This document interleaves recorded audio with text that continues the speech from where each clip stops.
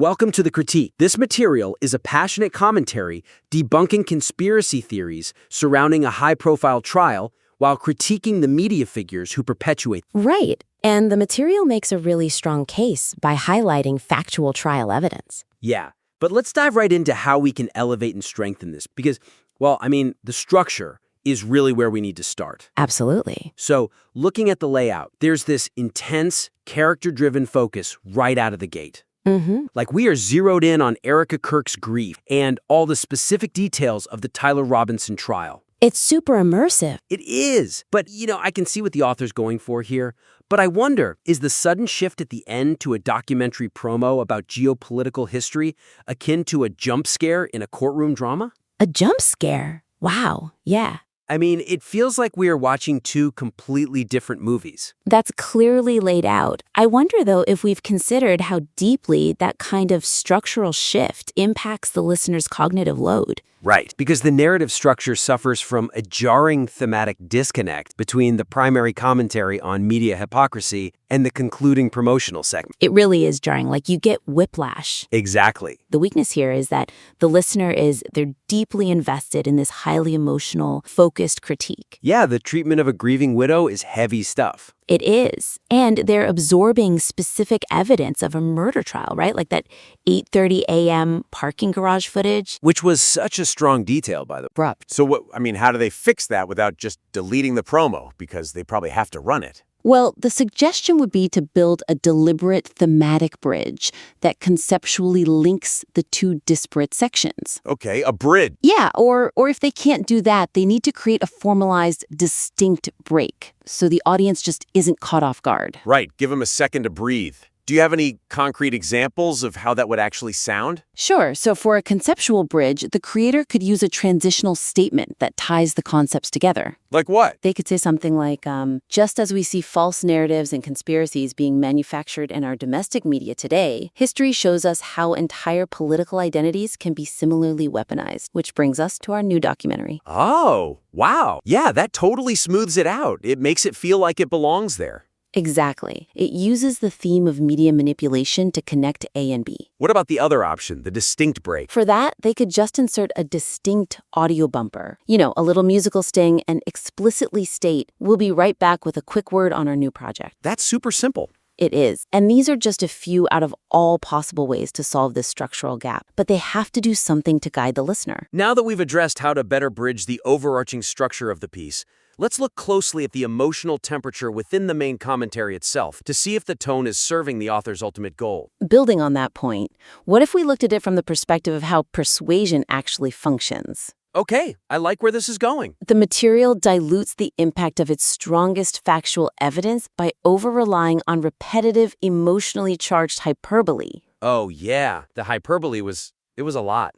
It was. So the weakness here is that they have this incredible objective proof, like the inclusion of that Fox News clip. Right. And the trial testimony detailing the suspect's movements. Wait, the part where he jumps off the roof? Yes, jumping off the roof of the Loy Loy building onto Campus Drive. That part was wild. It's just undeniable proof. It provides devastating objective proof against the conspiracy, but the surrounding commentary buries this authoritative strength under a barrage of heavy-handed adjectives. Like calling the theories insane and stuff? Exactly. They keep using words like insane, evil nonsense, and stupidity. Yeah, I noticed that. And it just makes the piece sound more like a rant than a definitive debunking. It kind of triggers that defensive mechanism in the listener, right? Like, if you have to yell it out loud, maybe your evidence isn't actually that good. That's exactly it. So the suggestion is to recalibrate the tone, to let the irrefutable facts do the heavy lifting. Let the facts speak for themselves. Right. Adopting a more grounded, confident stance that trusts the audience to feel the appropriate moral outrage organically. That's a great way to put it.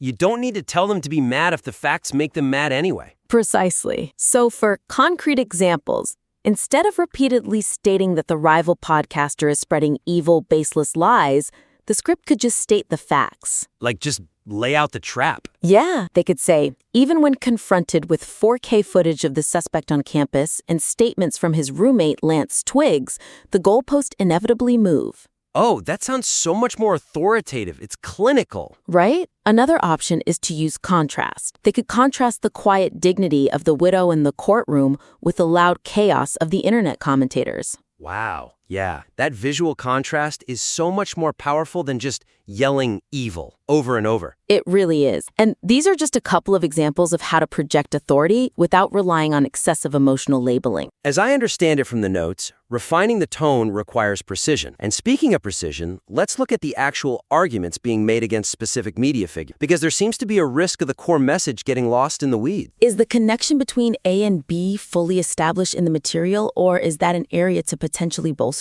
I think it definitely needs bolstering. Yeah, because the central critique of media complicity loses its sharp focus due to tangential comparisons that clutter the core argument. It really does get cluttered. It felt like they were just throwing everything into the mix. The kitchen sink approach. So the weakness is that when they're attacking a specific media figure's claim to be a peacemaker, the one who refuses to condemn the conspiracy theories, the material introduces too many secondary figures. I remember thinking, wait, who are we talking about now? Exactly. Suddenly we are talking about Ben Shapiro, Mark Levin. And Meghan Markle. That one really threw me. Right? Meghan Markle. These rapid-fire name drops distract the listener from the primary, highly compelling narrative of a widow being mistreated for a podcaster's audience expediency. It pulls all the emotional weight away from Erika Kirk. It does. It drags you into this totally different celebrity debate. So the suggestion is to streamline the supporting examples to keep the spotlight tightly focused on the direct hypocrisy regarding the victim at the center of the story. Just ruthless editing. Exactly.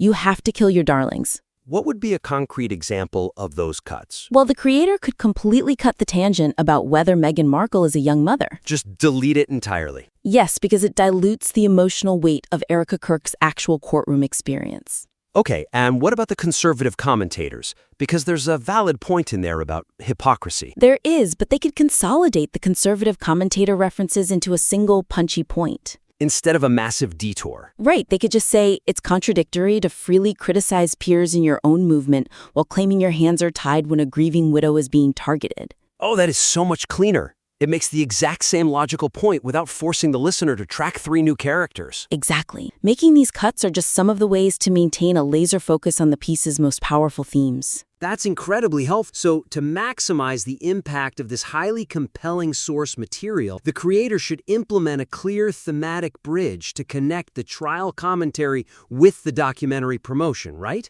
Yes, absolutely. And they need to dial back the hyperbolic language to let the objective trial evidence shine. Let the facts do the work. And finally, streamline tangential comparisons to keep the argument sharply focused. Cut the clutter. Exactly. Well, we warmly invite the listener to implement these actionable suggestions and submit their revised work back in again for further feedback. We truly believe that this kind of iterative review is the best way to